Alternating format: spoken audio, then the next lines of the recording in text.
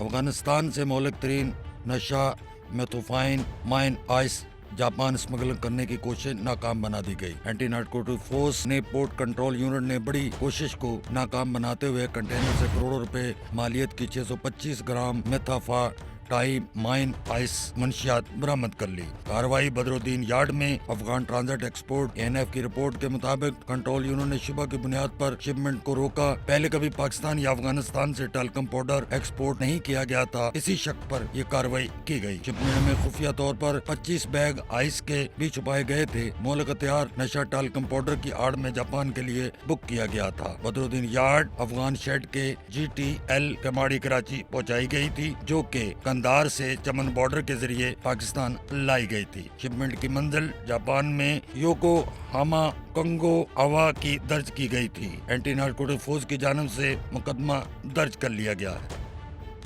Sachal news net work کی videos میں خوش آمدید۔ ناظرین، ویڈیو سے متعلق اپنی قیمتی رائے کا اظہار کمنٹ باکس میں ضرور کریں اور چینل کو سبسکرائب کریں۔